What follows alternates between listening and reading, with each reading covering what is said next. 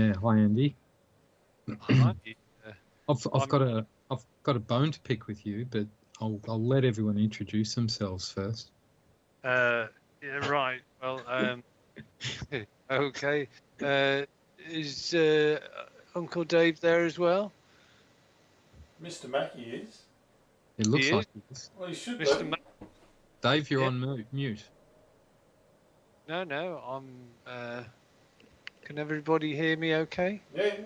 Not you. I was saying Dave. I think must be on mute because he's there, but can't hear him.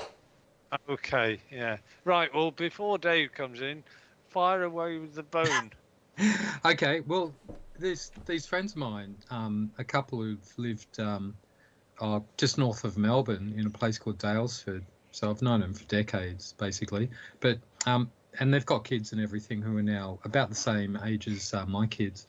And but he's English. He's originally from the southwest of England, far corner away from you, and son of a dairy farmer basically.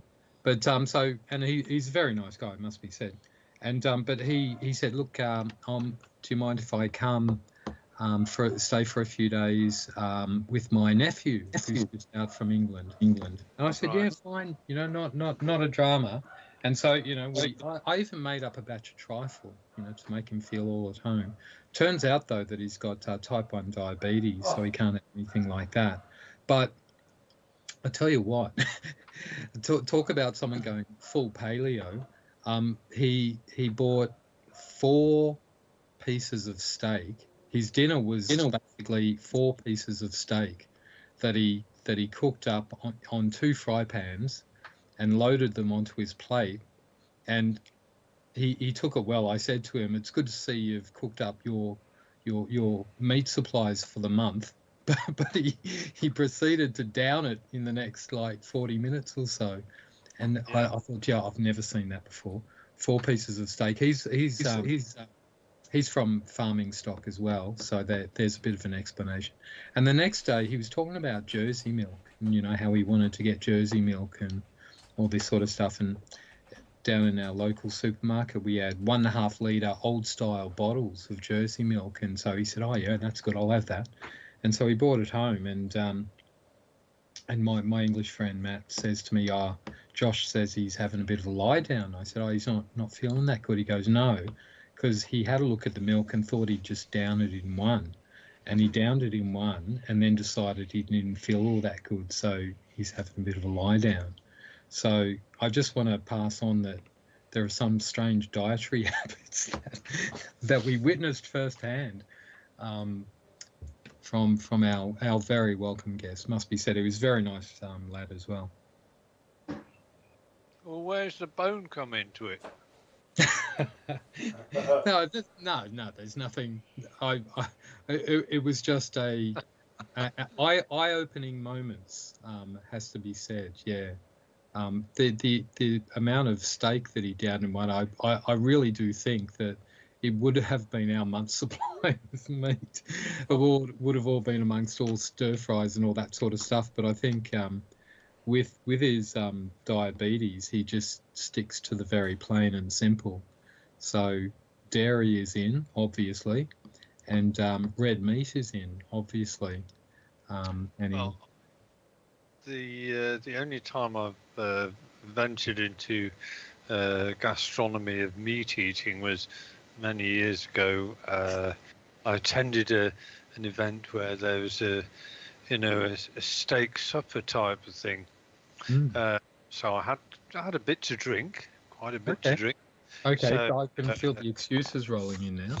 Well, I just sort of 8 o'clock sort of came and the meat's ready, so I rolled up, had a plate full of steak and 1 or 2 accompaniments. 9 o'clock came, I was still felt good to go. I had another piece of steak. Yeah. By this, so it was probably 9:30, 10 o'clock or whatever. Whatever the time was, I was getting slowly more and more inebriated. But the problem was when I finished the second steak, Yeah.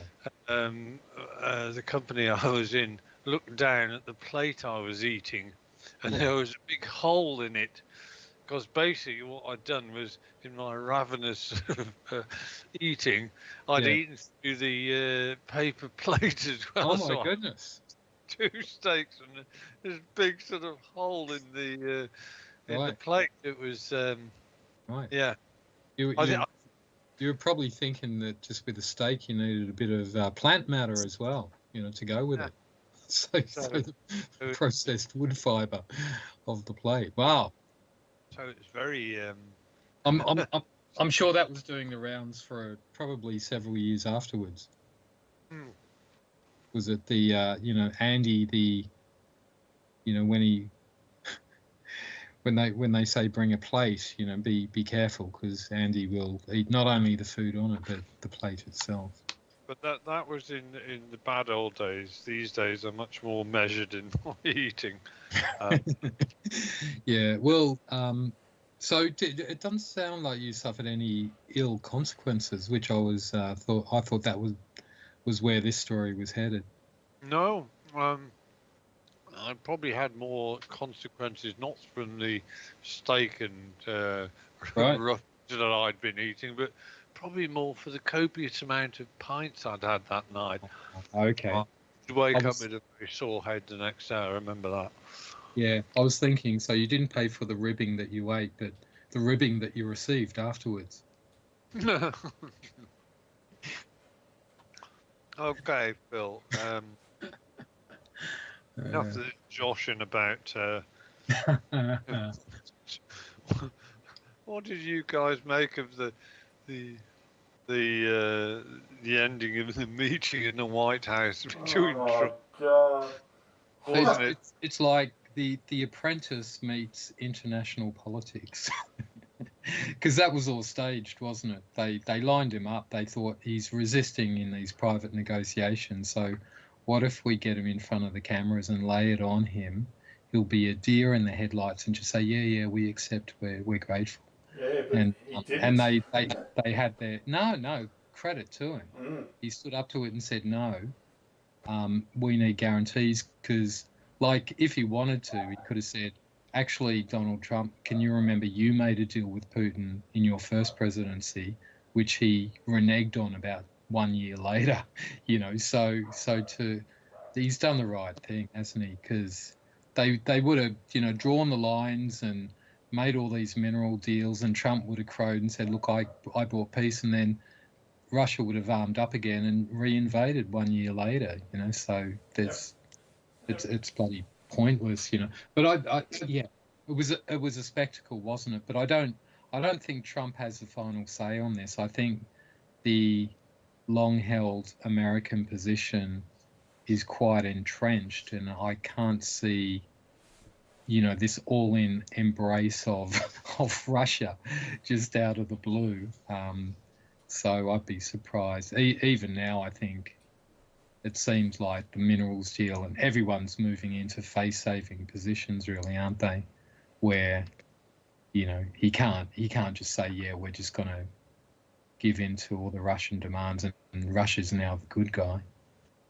I can't see it. And your man is leader of the free world now, it appears. Well, Mr. Starmer. Taking over that mantle. I'm extremely dubious about everybody's motivations for this, because I keep screaming at the television when I see them, all shaking hands and meeting. But the thing that gets me is, you've had 3 years to make up your decision, and all of a sudden everything's come tumbling to a crescendo. Seems